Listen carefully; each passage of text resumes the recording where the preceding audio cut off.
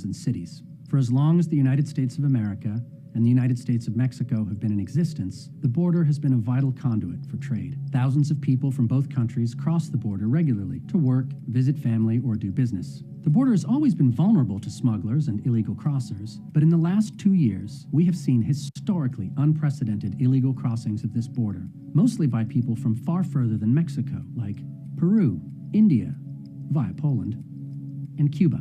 This is the result of a deliberate policy of the Biden administration to end every program by previous administrations, both Republican and Democrat, that kept the border under control. Biden stopped border wall construction on his first day in office, leaving gaps and piles of unused materials. He ended agreements with Mexico and other countries that kept inadmissible aliens outside the U.S. while they received due process. Biden's DHS began releasing inadmissible immigrants in mass numbers. The word spread throughout the world at the speed of social media that the U.S. border was open. President Biden's decision to allow millions of unvetted, inadmissible aliens into the country, despite knowing that they will not qualify for asylum, has affected not just border communities, but the whole country. Nearly 2,000 people have died trying to cross into the U.S. illegally over the past 2 years.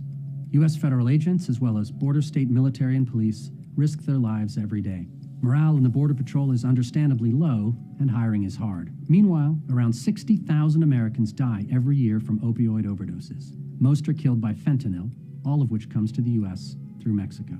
This is a big, national, and historic story. The U.S.-Mexico border is 2,000 miles long, but let's zoom in on just one small part of it: Yuma, Arizona. In Yuma, they grow 90% of the lettuce consumed in the U.S. during winter. Beyond these green fields is the Colorado River and a partially completed wall. Near the Morelos Dam is a gap in the wall where a gate was never finished. This is a preferred spot for hundreds of inadmissible aliens to cross every day. To make it even easier, DHS under the Biden administration has turned off or does not use some of the lights, sensors, and other electronic monitors already in place. The Morelos Gap sits next to the Cocapa Indian Reservation, which has only small steel barriers to stop vehicles, not people. In the daytime, you often won't see people at all, though you'll be able to find plenty of traces that they came through. They leave behind trash, coins, and documents showing that they come from all over the world. For some reason, even though they want to surrender to border agents, they don't want to use their real names or identity documents. Often, this is because they've already been granted asylum in another safe country before coming to the U.S., like this Venezuelan, who had refugee status in Peru. There's not much to see during the day. The real activity starts when day turns to night. Illegal border crossers used to use homemade ladders, but now they just walk around the wall and give themselves up to the Border Patrol. They patiently wait in line. Border Patrol even gives them a luggage tag so that they can claim their bags later. On one typical night at around 3 in the morning, we met people from 16 different countries. None of these people have a visa to enter the U.S. Most of them are economic migrants looking for work, as they will happily admit. Why did you all choose to come? Opportunities. Nonetheless, the Biden administration wants to let them all in, so they assume that they will all ask for asylum. Only about 15% of asylum claims are approved. Most of the current masses being released into the U.S., like these young men from India, won't qualify. They'd never have qualified for visas back home in India. Flying to Mexico and crossing into the U.S. illegally was a safer bet. Border Patrol puts inadmissible aliens on buses. DHS has rented fleets of buses. The aliens get sent to migrant processing camps run by DHS.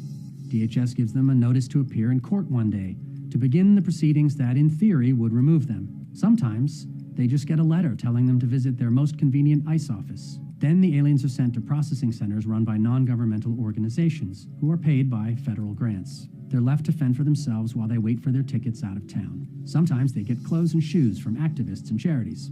The NGOs then give them a plane or bus ticket paid for by taxpayers if the migrants have no money to go anywhere they want to go in the U.S. Americans need to fly using a real ID that asks you to prove who you are. Illegal aliens released into the country can travel with only their arrest document from DHS. At the same time, around 1.5 million more people have entered the country without surrendering to customs or being arrested by Border Patrol. Some are brought across the desert and hide out in places like this while waiting for their ride. Then they're driven north into U.S. cities. This travel makes alien smugglers, known as coyotes, very rich. U.S. agents have signs that over 1.5 million of these gotaways have entered, but we have no idea who they are or where they went. In fact, they're increasing the number of people allowed to apply for parole using their CBP-1 phone application, and they're busily inventing new parole programs in violation of both the law and congressional intent. Never before in U.S. history have so many inadmissible aliens been allowed to enter the country in so short a time. The estimated costs to American communities for education, healthcare, housing, and social services are over $150 billion. But there are plenty of other costs that can't be counted in money. What happens now?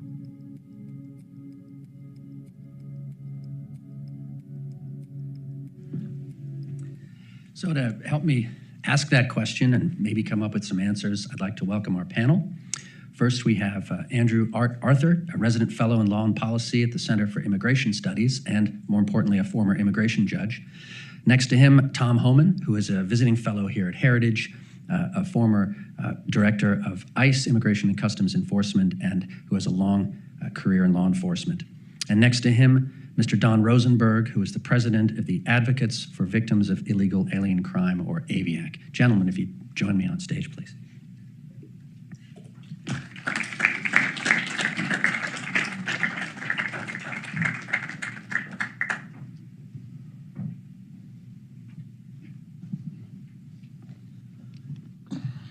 So, or Tom, rather, I'm sorry.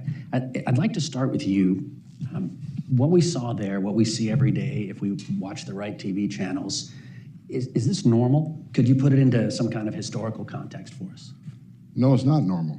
Under the last administration of President Trump, and look, like him, love him, regardless what your opinion is on President Trump, you can't argue the success of his administration when it comes to border security, right? We had the illegal immigration was down 83%, as much as 90, depending on what time frame you looked at, but 83% on average, 45-year low. Unprecedented. Unprecedented by any president. I worked with 6 presidents, starting with Ronald Reagan. Every president took border security seriously because they understood you can't have national security if you don't have border security. No one did more than President Trump to secure our border. That's just, you can go to cbp.gov, look at the data. This isn't my opinion. This is based on raw data. Great success, unprecedented. Joe Biden's the first president in history of this country who came in office and unsecured the border. He unsecured the border. He wrote over 90 executive orders abolishing pretty much everything we did in the Trump administration. You went from the most secure border to historic illegal immigration within months. Not by accident, not by mismanagement, not by incompetence, by design. They meant to do this. They know exactly what they were doing. He signed the 90 executive orders. So what we see today, it's just incredible. It's a lawless border. And now the DHS claims they've had success because they decrease the illegal entries. Well, no kidding, because they're moving thousands through the port of entry that they will lose in court if the judge bases this on the pro statute. I'm not a lawyer, but I can read. I know what the pro statute says. They've brought over 500,000 people in the country that we know of. When I was ICE director for a year and a half, you know how many pros I did? I think I did 3. 3. They did over 500,000 that we know of. They're abusing the parole statute so they can move people to the port of entry, CBP one app and other ways. That way they can claim illegal encounters are down and they claim victory. First of all, Border Patrol still arresting, I think the other day they had over 5,000. You add that to the thousands they're bringing through the port of entry, the numbers are still historic. It's a shell game. And as long as they continue doing this, as long as there's no consequence or deterrence to enter this country illegally, they're going to keep coming. Why wouldn't they? Well, that actually brings me to the next question, which is about the legal aspect. Can you help us understand, Art, what's actually happening to those people that we saw lining up? I was under the impression that if you arrived in this country illegally, you were supposed to be detained. That's exactly what the Immigration Nationality Act says and has said in the case of aliens at the port since 1903, with respect to the rest of them since 1996. They're supposed to be detained from the moment that they're apprehended into the point at which they're either granted asylum or released from the United States. You mentioned I was an immigration judge. I was an immigration judge at a detain court in York, Pennsylvania. They would bring people up to York, they would put them in the York County Jail, and I would hear their cases there. That was under Obama, to Tom's point. This isn't, a Republican-Democrat thing. This is Joe Biden against everybody else. When they release them under 2 authorities. Parole, as Tom had mentioned before, which is supposed to only be used in the case of somebody who needs emergency medical treatment or is a material witness in a criminal case in the United States. The Biden administration has paroled 1.4 million people on a case-by-case basis, completely outside of those parameters. And I'm not making up those parameters. The former INS back in 1982 said that's what Congress intended the parole authority for. And again, 890,000 people of those people actually came in through the ports or were apprehended at the borders. The other way that they're releasing them is under Section 236A of the INA, which is the general arrest authority and release authority in federal law with respect to immigration. That only applies in the case of somebody who's arrested on a warrant. It's not going to surprise you. Those Border Patrol agents aren't, down there with warrants, asking, who's Simon? Hey, Simon, I got your arrest warrant here. They're completely abusing that arrest warrant authority and then releasing those people on their own recognizance. The only time that you release anybody on their own recognizance is if they're not a danger to the United States and they're not a flight risk, which brings me to the next point. And of course, they're all flight risk because they all entered the United States illegally. But with respect to whether they pose a danger to the United States, Border Patrol really doesn't know. CBP at the ports don't know because they only have access to U.S.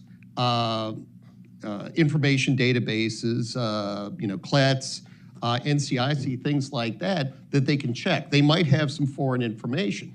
And I refer you to the case of a Brazilian who was arrested in Somerset, Massachusetts a couple of months back.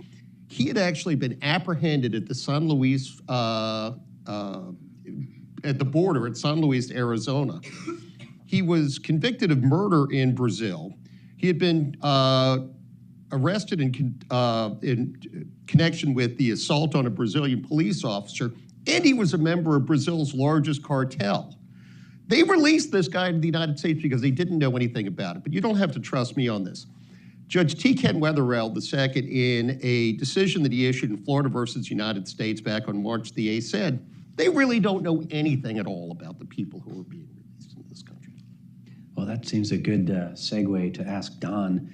If we take a given population of people, say 10,000 released, every population has a percentage of people with criminal records, and we don't know what these criminal records are. What's the impact from AVIAC's perspective on American communities from releasing thousands of people, some of whom are recidivist criminals? Well, and my impact just, where I'm coming from advocates and victims of illegal alien crime, is my son was killed 13 years ago by an illegal alien. And that's what got me involved and started looking at, the statistics. And, where Tom certainly tries to keep them out, and Art was involved in trying to do that too, I get it at the back end. We get it when the crime has occurred. And we have a victim that, we're trying to help the family because their child, spouse, grandparent, whatever, has been, typically killed, is what ends up happening. Trying to find numbers on how many people is almost impossible because a lot of the crimes aren't even, they never even try to determine if the person's illegal. For example, I live right outside the city of Los Angeles. In 1979, the city of Los Angeles created what they call Special Order 40. And Special Order 40 basically forbids the police or law enforcement from determining whether the person who's now committed a crime is here illegally. Now they have certain openings, but so how many people that have committed crimes just in Los Angeles in the last, 44 years, do we not even, know committed the crime? But if you look at numbers, a good place to look is the, GAO issues a report. They've issued, I guess, 3 of them in the last 18 years, where they talk about criminal alien crime. And again, they're looking at it from the back end. These are people now that are in jail, have been identified as being here illegally, and have committed crimes. So just to give you one number out of that, this is the 2016 report, which covered maybe 4 or 5 years. The people in jail here illegally were responsible for over 33,000 homicides, manslaughter, convictions. That's just one little time. And that number, you read the report, constantly in the report, they're reminding everybody that that's a minimum number because a lot of people aren't caught. They leave the country. They don't spend the amount of time in jail that you need to qualify. So the numbers are outrageous. I mean, you're talking about crimes during that period in the millions. So you start bringing in, 2.5 million people that we know of, and another 1.5 million, probably now closer to 2 million, maybe since they announced that number. Even if it's a small percentage, it's a lot of crime. And I was devastated to read that story. And as you say, a crime happens to an individual. So statistics are one thing, but we're talking about real lives. Tom, we hear Secretary Mayorkas say things from time to time that are a little hard to believe, like the border is secure. And one thing he keeps saying is that aliens refused asylum will be swiftly placed into removal proceedings. It's not an exact quote. And then presumably, if they don't get asylum, deported. Is that true? And if it's not, how would you make it true? Well, first of all, if Mayorkas' lips are moving, he's lying. Bottom line. The man is lied to the American people. He lies under oath. He needs to be impeached. He should have been impeached a year ago. And Republicans need to get to the game and get it done. But look, the other day, I watched the hearing, and he wouldn't answer the question about how many illegal aliens have been removed of those that cross the border illegally. That number is pretty close to zero, because I talked to leadership in ICE. I'm not going to say who they are if they end up getting fired, but I got a lot of friends at ICE. But here's what's happening that people don't understand. Why are they being released? Why are we back to catch and release? Why aren't they being detained like Art said they legally should be? Because if you look at the immigration court, if you look at the data to the last 10 years immigration court, it says, you said 85% fail, it's actually about 87. So nearly 9 out of 10 people who claim asylum never get relief from U.S. courts because they either don't qualify or they don't show up. So they get order removal. So why aren't they detained? Well, go to the Homeland Security Life Cycle Report, the Secretary's own report, and it says this: if you're in ICE detention, you get order removal, you're removed 99% of the time. But if you're not in detention, like a family group, you get order removal, you leave 6% of the time. So they know exactly what they're doing by not detaining people in an ICE bed. They know this administration's got the same data points I have. 9 out of 10 will fail, but if they're not in detention, they won't leave. And if ICE does happen to find one, what has the Secretary Mayorkas said on record? Being in the country illegally on its own isn't enough for ICE to effect an arrest. So they set the plan up to let thousands, millions in, but they can't be removed. But I'll make you this promise. Under the next administration, these millions of people being unlawfully released in the United States, that 9 out of 10 will lose your case, don't get comfortable. We're going to come look for you. Because if you don't execute the judge's order, then due process means nothing. The left can't keep saying they have a right to claim asylum. They have a right to due process. Okay. Right. But when that due process ends in a judge's order, it has to be executed, or the system just be blown up.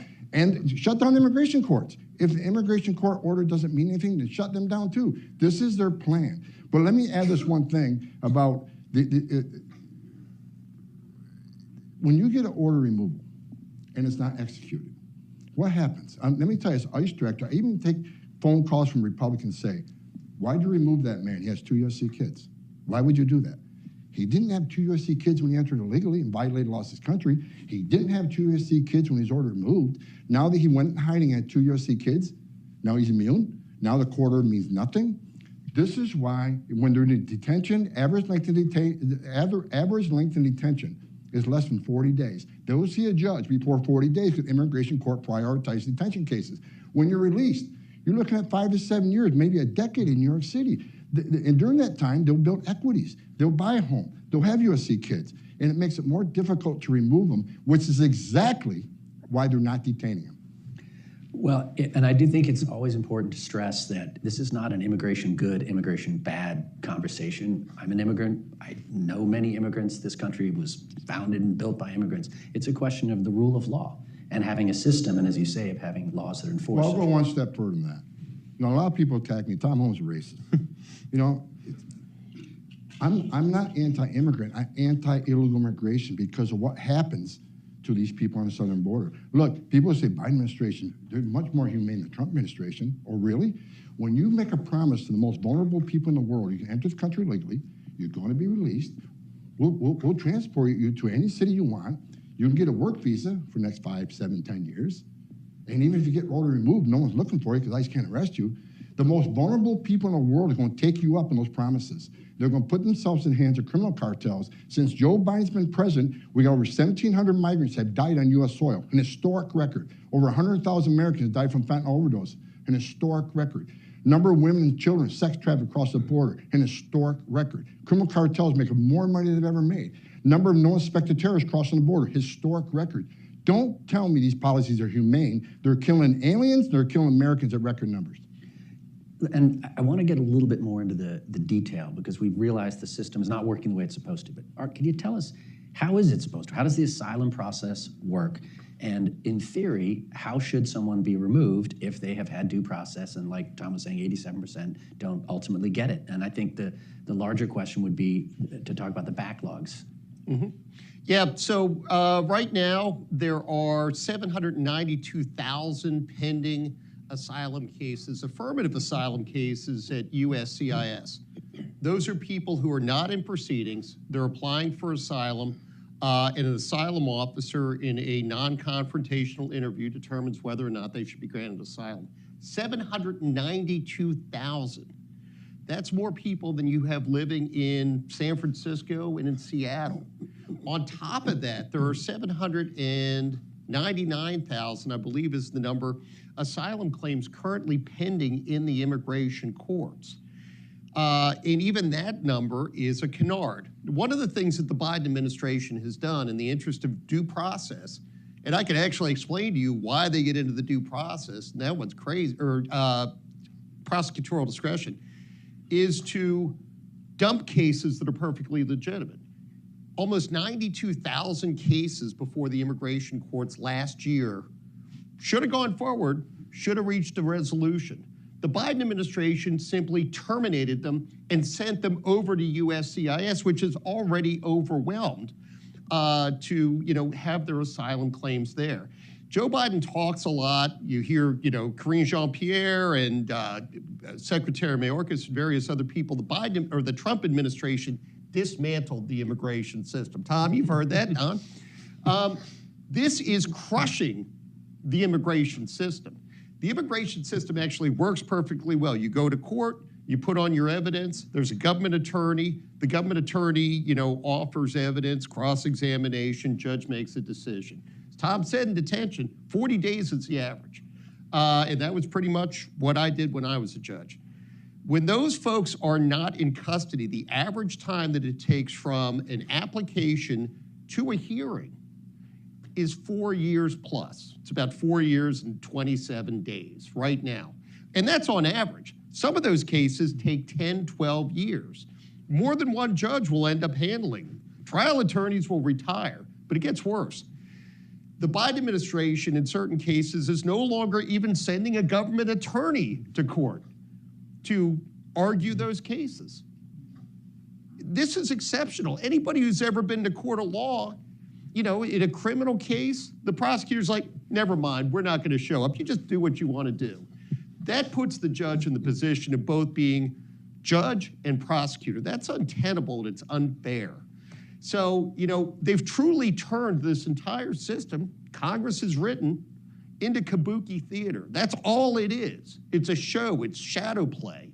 And truly, Simon, they are crushing this system. They're crushing the agents on the line. They're crushing the ICE attorneys in the country. They're crushing the ICE officers who are supposed to go out. It's going to be very difficult for any future administration to undo this. Not impossible, but difficult. Yeah, you can't say impossible because I'm going to come back to that, and I hope for a little optimism from you. But I just want to go back to one thing that Don said about this local order in Los Angeles. We hear a lot about sanctuary cities, about local governments, cities, states that sort of take the moral higher ground and say, we're not going to help. What's the practical impact of a city saying that we're not going to help federal law enforcement do their jobs and deport criminal aliens, some of whom have some pretty horrific records? Well, the impact is the people that they let out commit more crimes. I mean, you're talking, there was just an article in the LA Times maybe a week ago, and the article was that, and the city council was boasting that there were like 782, what do you call it? You hand I'm losing my train of thought here. You get an order, detainer, yes, sorry, thank you. There were 782 detainers filed in LA in 2022. Now first, that's an incredibly low number because the Biden administration is not filing detainers. So these people are criminals. I mean, they're bad criminals. And they're boasting that not one of them was adhered to. So they let 782 people go just in 1 year that, you know, that are hardened criminals, served time, most of them in jail. Well, the recidivism rates are, you know, up in the 60s, 70%. So they're going to commit more crimes. And what makes it even worse is that, and this is all over the country, but it's particularly bad in California, is that the people don't know that there's people in their cities committing crimes that are there illegally because they don't talk about it. I mean, all these things, you know, they were talking about busing people. The city went crazy when they bused 42 people and, oh, what are we gonna do? How are we gonna handle this? Of course, never mentioning, and all this, only 42, probably not too many criminals there. There's gotta be 200,000 people that have gone to Los Angeles, maybe some in other areas of California, since Biden took office, of the people that they've released. So between, you know, 200,000 people, if only 1% of them commit a crime, that's 20,000 people committing crimes. Do we need that? Do we need 20, you know? Well, 20,000. Let me, if I could, this is important. The message from the left that sanctuary cities make it possible for law enforcement to work with the immigrant community because victims and witnesses of a crime won't come forward if they know the law enforcement's working with ICE. That's garbage. That is a lie. It's untrue. Because what sanctuary city basically means is ICE is locked out of the jail. Now, the Biden administration said they want to prioritize their criminals, but they won't let us into jail. ICE wants access to the jail, where the bad guy's already been locked up by the local authorities. Apparently, he's a public threat, or he's or at risk of escaping. He's locked up. They already made a decision to lock him in a jail cell. That's the person ICE wants to talk to. We don't want to talk to the victim or witness. We want to talk to the bad guy. To say that is victims and witnesses will be afraid to come to law enforcement if ICE is in the jail. Most immigrant communities, other than a lot of them being in the country illegally, most are law-abiding. They're trying to support their families. They don't want criminals in their neighborhoods either. Yep. So when you don't work with ICE and the jail releases that illegal alien criminal back in the community, he's going to likely reoffend in the community in which he lives. That's where MS-13 operates.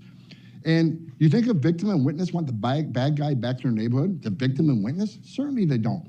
What's that sanctuary policy do? ICE is going to do their job. If they can't arrest a bad guy in the safety of the jail, they're going to go to the neighborhood and find him, or they're probably going to find others that weren't even on their radar. So sanctuary cities put the immigrant community at greater risk of crime because the bad guy's going back to the neighborhood. It puts them at greater risk of ICE arrest because ICE is probably going to find others when I find that guy. Any person that says sanctuary city is a good thing, I'd ask them to do one thing. Go to a community meeting in the immigrant community and ask them a simple question. Would you rather have ICE in the jail or in your neighborhood? What do you think they're going to say? So this whole argument, sanctuary cities protect the victim witness, is a bunch of crap. Sanctuary cities are sanctuaries for criminals, bottom line. And I never have Tom and me on a panel if you want to keep any sense of order. But we've actually done studies in which we've shown that, you know, the assertion that non-cooperation with ICE makes people more likely to go to the authorities, it's an utter canard. It's just not true. It's not based on anything. And, you know, Tom had alluded earlier to guidelines that Secretary Mayorkas put out September 2021 that direct the 6,000 ICE agents, there aren't many, ICE officers in the United States, you know, how they're allowed to question, not even arrest, whether they can even question somebody. They have to consider mitigating and aggravating factors, and among the, you know, the aggravating factors are the crime. How bad was the crime? The mitigating factors include community involvement, whether removal is going to adversely affect some member of the community, and whether anybody in the person's family has ever worked for the federal government. Respectfully, and I got nothing against the Postal Service, I love them, they bring me my stuff every day. You know, if you are a 65-year-old child sex offender who volunteers at a preschool and coaches Little League, and your kid works for, you know, the Social Security office, Why are those positive factors? But it's worse than that. Now, we'll cut it short because I know we're short on time. Secretary Mayorkas, and you can look this up, I'm not making this up, directed ICE not to go after people who engage in domestic violence. Domestic violence is a crime that cuts across race, religion, socioeconomic group. It's just a problem. I was a judge, Tom was an agent. We'll tell you, how prevalent and how awful domestic violence is. There's actually a provision in the INA that says directly go after domestic abusers. And yet, Mayorkas said hands off, because that may make it less likely that the victim goes to the police. If that is not the most paternalistic load of hooey I've ever heard out of this administration, I don't know what is. I apologize. Well, if I can, I want to, because people have to know about this. It's amazing that it's gotten almost no publicity. In California has had sanctuary law for quite a few years now. And even in as crazy as we are in California, there are some exceptions that you can still cooperate with ICE in California law. The County of San Mateo in May, and anybody can look this up, just passed an ordinance that you cannot cooperate, no one in San Mateo County can cooperate with ICE, even in the cases of child molestation, rape, and murder. And it passed 4-1. And child molestation recidivism rate is about as close to 100% as you can get. And they want to release those people back into the county. I would be more surprised if we hadn't seen rogue prosecutors in big cities with the same basic philosophy. But I don't think if you commit a crime domestically, if you go out and murder somebody, that they're going to say, well, you have an uncle who's in the post office. It doesn't seem to be a thing that applies across the board. It's real. Yeah, I'm always surprised, even doing what I do. I think the budget for ICE for the next year set the target at 30,000 criminal aliens only. Tom, did I read that right? Does that mean that they are not going to make an effort to deport anyone who has a final order for removal? And I believe there's 1.2 million of those? Well, look, like I said before, unless you're convicted of aggravated felony, being in the country legally, according to Mayorkas, isn't illegal, and ICE can't look for them.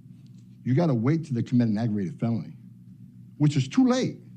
There's nothing in the INA, and Art can back me up, there's nothing in the INA says you got to commit yet another crime, a serious crime, to be here unlawfully.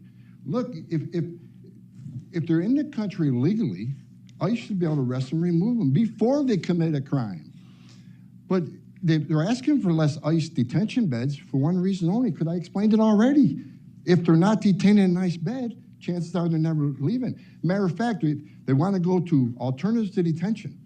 Now, the alternatives to detention in my day was first opportunity you detain, because detain has the most success. You're guaranteed to see a judge within 40 days, and depending on the decision of the court, they either get released or they're deported. It works well. But we can't detain them in people, so we had alternatives to detention when they had an ankle bracelet. They had some sort of GPS tracking system. But this administration destroyed that. GPS capability's been taken out. They're awarding ATD to these NGO groups.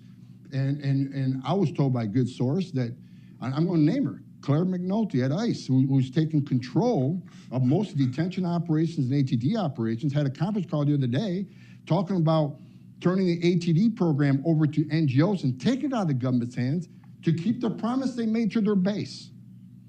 So ATD is not going to be effective like the ISAP program where they had GPS capability. They had great success, like 90% show up in court.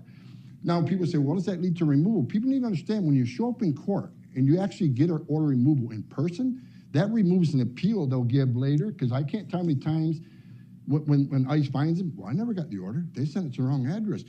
But when they show up in court, that's a good thing, because that means they were there when they got an order, and they can't make that appeal, they never got served. ATD is a great complement to detention. Detention should always be first, but we can't detain everybody, so ATD is an option. But only if it's run by law enforcement agency with GPS capability and there's constant check-ins. They're even tearing apart the ATD capability. Why would they take GPS capability away? Because they don't want to find them. This administration just went nuts. And as far as detention, in the years, 2 years of historic illegal immigration, millions of illegal entries, ICE has the lowest numbers of removals in detention and arrest in the history of the agency. It should be the complete opposite. Again, by design. ICE officers, ERO officers, first of all, the latest budget bill from House, they're not funding more ERO officers. Shame on them. It's a pretty good bill, but millions of people being released at 90% get order removed, and you're not going to give ICE the capability to arrest these people? Again, if there's no consequence or no deterrence, they're going to keep coming, and they're just going to hide out if ICE isn't looking for them and wait for the next giveaway. They're going to wait for the next amnesty. They're going to wait for the next DACA. Today's family groups, today's UACs crossing the border are tomorrow's DACA, mark my word, unless Congress takes this seriously. Entry this country illegally is a crime. And when a federal judge orders you removed, he needs to leave. We spend billions of dollars a year on border security and detention and immigration courts. If we don't execute the final orders, the final decision of an immigration judge, then the system is never going to work. The system is never going to be fixed. And I couldn't agree more, and I think we can't lose track of that thread that runs through it all. It is by design. It is policy. It's not just that the system is overwhelmed and it's broken. There's a deliberate policy. So and I've asked, just one closing remark, I've met with people on the Hill. They need to have oversight hearings on what's going on with detention, what's going on at ATD, what's going on with all these sole source contracts of the NGOs. There's sole source contracts has to be justified. There has been billions of dollars of sole source contracts awarded without competition. So, these companies in the United States, they want to compete too and give the government the best price for the best product. But there's been constant sole source awards in the billions of dollars. Congress, Homeland Security Oversight needs to have hearings. How is this happening? What's happening to detention? What's happening to ATD? How are these billions of dollars going to NGOs that are transporting illegal aliens to the United States and outside of ICE? Because you can put a hotel room and you can put an alien hotel room at $300-500 a night, or you can put them in an empty ICE bed. There's thousands of empty ICE beds at about $117 a night. We have medical and dental 24/7. You have legal access. These are facilities that got the highest detention standards in the industry, but you're going to put them in a hotel room at 3 times the cost. There needs to be oversight hearings of what this administration has done. Well, it's $8 million a day, I think, is just New York City alone. I mean, so cities and states are paying that tab. Art, just to go back to my imaginary scenario of a president who wants to enforce the law and appoints officials who want to enforce the law, how would we ramp up the asylum and removal process? Has there been any kind of historical precedent where we could get through these cases, get through due process without depriving anyone of it, and increase the numbers of people who are eventually deported or given protection, whichever they end up with? Oh, yeah, absolutely. And I alluded before to the fact that about 890,000 people who were apprehended at the southwest border have been released on parole. Under the parole statute, the Secretary of Homeland Security could terminate parole at any time. You could have Tom Homan, Secretary of Homeland Security, come in and just wipe out 890,000 parole grants. Under the parole statute, those people all have to return to custody and all return to the status that they had. They can all be moved out through expedited removal because they are, in the eyes of the law, still standing at the border of the United States. That's what parole does. With respect to ramping up the number of immigration judges, we only have, about 600 immigration judges in the United States handling a docket, of 2 million. And you can do the numbers yourself and you can figure that out. It's a great job. I mean, I sure do still enjoy the pension that I get from it. But I mean, it's, when done correctly, it's a very good job. With respect to detention, Tom had alluded to it before. There are county jails out there. There are state facilities that sit empty.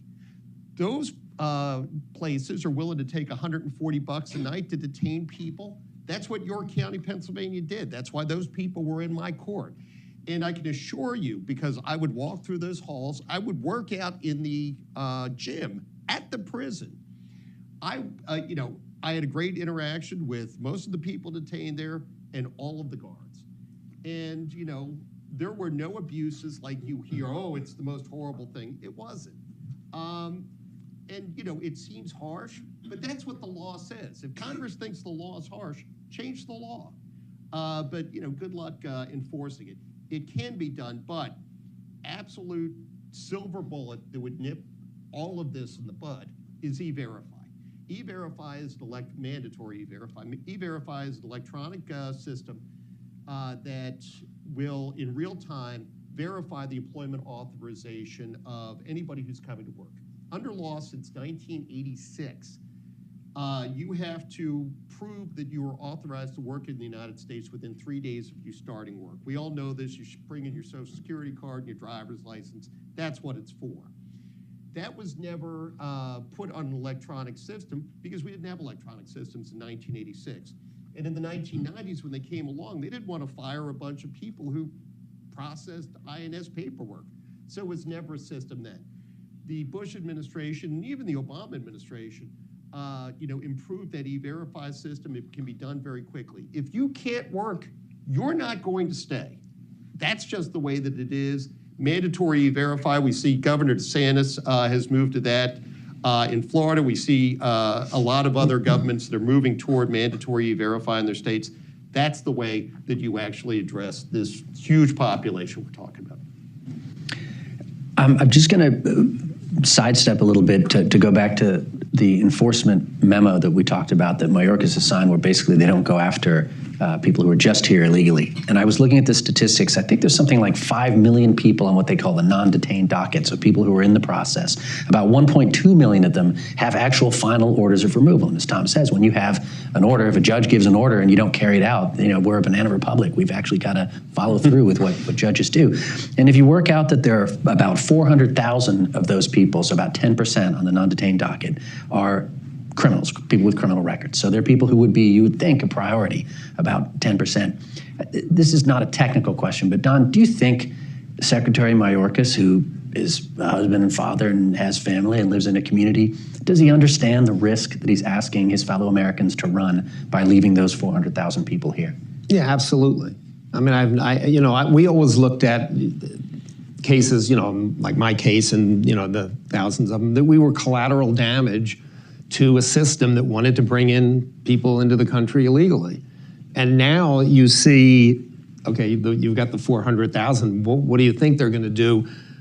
But the proof of that is all that now even the people that are coming here illegally are considered collateral damage because of all the ones that are that are dying on their way here, all the rapes, all the crimes that are. I mean, he doesn't care about that either because it's a game of numbers. And the more people we can let in, we're willing to sacrifice other people. He has to know, well, first of all, if he doesn't know that, obviously he should have never been in the office. I've met him. He's a sick person, but he's not a stupid person. He's an evil person, and he has a mentality that it's good for the country, maybe it's good for him, it's good for the politicians on the left side to allow any number of illegal aliens into the country. And certainly, you know, if you're a criminal from anywhere in the world, this is the best time to come to the United States. So they're coming because it's so easy to get in. Yeah, it's terrifying, but it's true. It never has been easier. I think we have some time left. I wanted to get some questions from the audience, and then at the end, I'll give you all just a minute to wrap up if you had any final comments. Sir. And I was wondering, specifically, Mr. Arthur, if you're talking about E-Verify and mandatory E-Verify, something that we've come across a lot, and I mean, I'm sure you know about this too, is a lot of parolees, people who've been paroled in through the lawful programs, but also just released from the border. Most of them with a parole term of 1 year or more, they can just get work authorization. So you have millions of people the administration has let in who are illegal aliens with the legal right to work. And they have employment authorization documents. How do you address that? Yeah, and that's actually a key problem, Mr. Copwater. It's important to understand why we have immigration laws to begin with, and you can actually go through the statute and the first ground of inadmissibility, 212A1, 236, or 212A1 is medical. That's like the immigration law. If you have tuberculosis, you can't come to the United States, ever since the 1880s. But you get all the way up to Section 212A5 of the INA, which is the provision that says nobody can come to the United States to work unless the Secretary of Labor has verified that that person's employment isn't going to adversely affect the wages and working conditions of Americans. The Biden administration couldn't care less about the wages and working conditions of Americans. And they will tell you, oh, you know, we need labor. The labor participation rate in the United States tanked in 2008, and it's never come back. Part of the reason why we have so many people that are dying of fentanyl, part of the reason why there are so many domestic violence cases, part of the reason why you have so many DUIs and so many other things is you have a population of working age, particularly men, but women too, who aren't working. They are going to fill their time with things that are not good for our society. Respectfully, and I'm not telling anyone how to live their lives, but a steady job and a monogamous relationship are the two greatest civilizing factors in the life of a man. And I'm just talking about males in this situation. If you have to get up and go to work and take care of your family, you're not going to, you know, be out doing drugs all night long. You are driving those people, you are driving American workers, and by that I mean not just citizens, but lawful immigrants out of the workforce. They are going to engage in all of those things that erode our society. So yeah, but completely heedless, not only of how the world works, but what the law says. I think the blue and then the gentleman in front, so. That's you, sir. Turquoise, I thought. I have noticed, even among law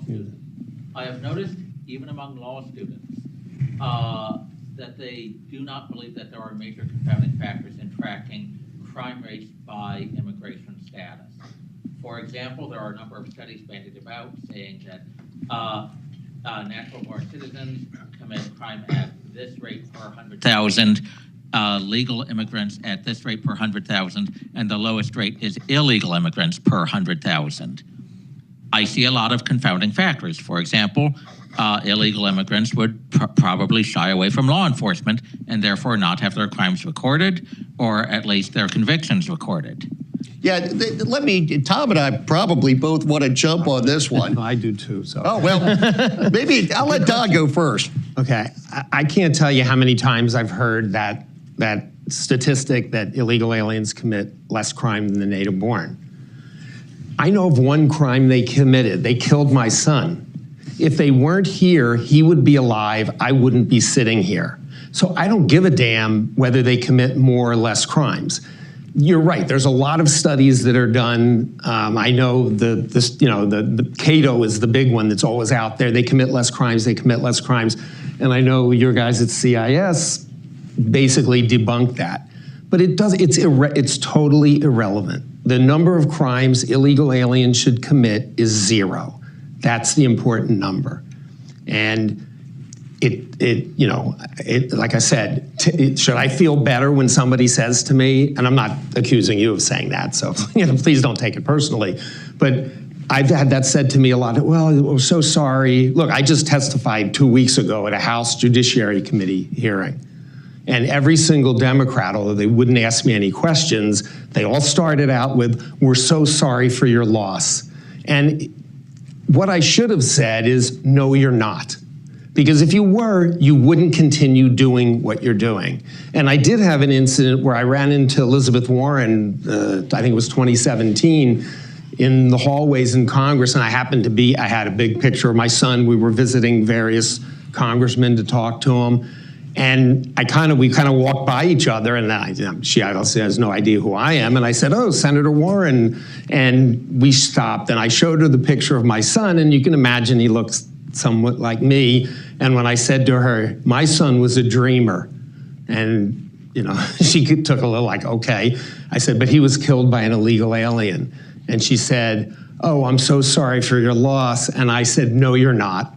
And she went ballistic and started screaming at me that, you don't know what's in my heart. And my response was, I don't care what's in your heart. I care about your actions. And that's the problem. These people, they say that, they don't mean it one bit. That's their excuse for, yeah, we're sorry your son's dead, but. No, there is no but. And, to Don's point, to your point too, we don't really know how many crimes or what the criminality rate for illegal aliens, people here unlawfully, is. We just don't, because Tom and Don both alluded to, a lot of jurisdictions just don't ask the question. We have no idea. And so they're going to get lumped in with the native-born crime rates. But, again, to Don's point, the one thing that we do know is alien criminals commit crime. And that's sort of a trite phrase, but I can quantify it.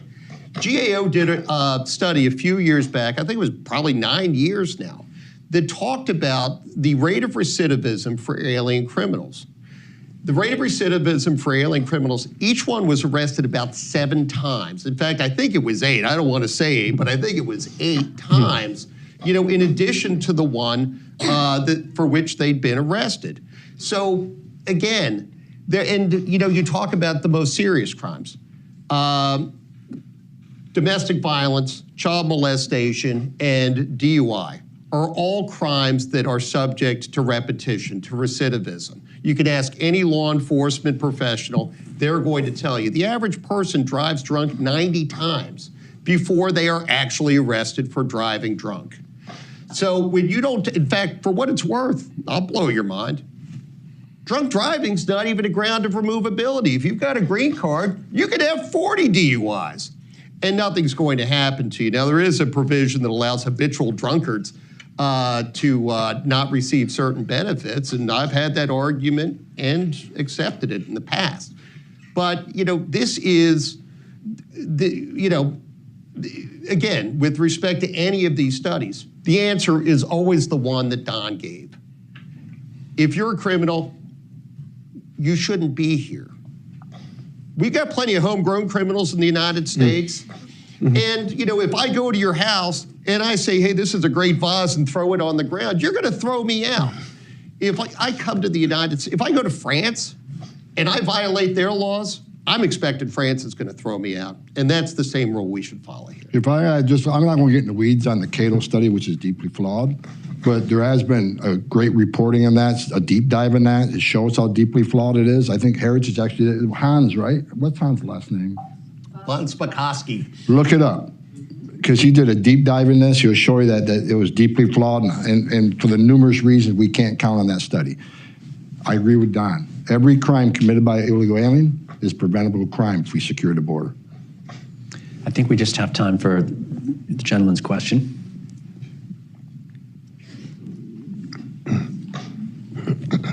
I'm Peter Humphrey, an intelligence analyst and a former diplomat. It seems pretty easy to imagine Al-Qaeda or ISIS or the Iranian intelligence service viewing this loophole as a once-in-a-lifetime opportunity to move a sleeper cell into the U.S. And if, in fact, there was another terrorism spectacular, is that enough to finally shut this down? Well, let me address it real quick, because I've been all over this for the past year. My good friend Mark Morgan, who was the CBP commissioner, we've been pushing this for over a year and a half. What's happening on the border isn't about immigration anymore. It's about border security. When this administration causes a crisis this big that overwhelms the Border Patrol, bad people get in. Because the criminal cartels, they'll push 200 family groups to a certain area, knowing that the very few agents left on the border are going to seize that humanitarian issue. And that's when they move the fentanyl across. That's when they're going to move known suspected terrorists across. That's when they're going to move gang members across. That's when they're going to traffic women and children. The criminal cartels of Mexico control our border. The United States government doesn't have operational control of the southern border anymore. The strongest nation on the earth doesn't have control of the southern border. Criminal cartels do, and Joe Biden, this administration, gave it to them. Here's what you need to understand. There's over 1.7 million known gotaways because they create these gaps on the border. 1.7 million gotaways. Border Patrol has arrested people from 170 different countries. Many of these countries are sponsors of terror. They've arrested over 200 people on the FBI screening database. Over 200, I think it's like 247. That's what they arrested. If you don't think a single one of that 1.7 million didn't come from a country sponsoring terror, didn't come here to do us harm, then you're an idiot. This scares the hell out of me. I said it before, this is the biggest national security failure this country's ever seen. Me and Mark Morgan had a conversation before we came in here. What's it going to take?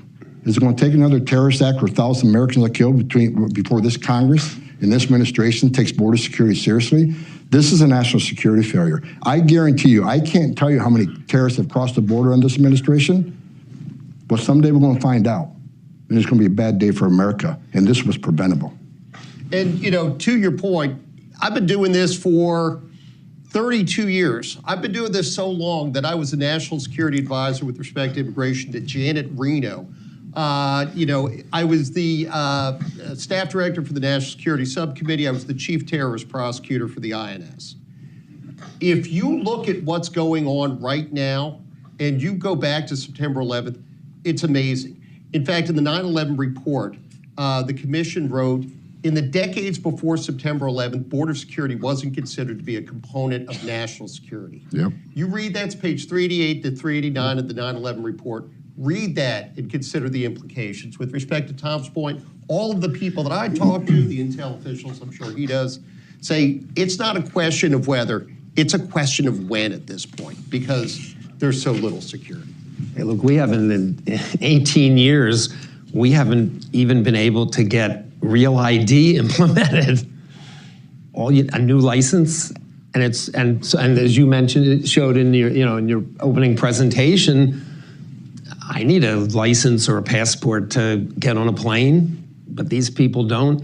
It would be a miracle if there's not some. And remember, the last hearing, the Secretary of Marcus couldn't even tell members of Congress how many people on terrorist watch lists have been arrested and where they're at today.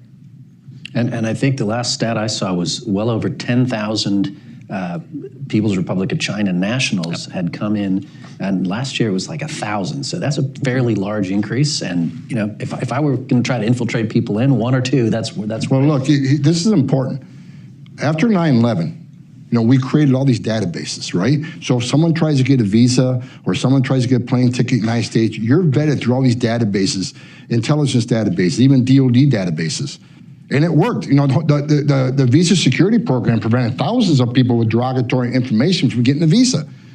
But why would any terrorist put himself in a position to get a plane ticket or a visa knowing he'll be vetted when he can simply go to Mexico and cross the border and get away like 1.7 million others did?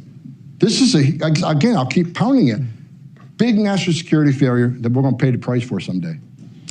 I hate to leave it on that note, but I think the sunrise, the optimism is off in the future. But if we ever do get an enforcement-minded administration, I think you three gentlemen could contribute a lot to the effort. We will, and it's coming. and I'm really, thank you. Thank you so much for taking the time to come today and to share your ideas and answer questions. We have a light lunch available in the foyer, and I want to thank all of you in the audience and who are watching for attending today. Thank you.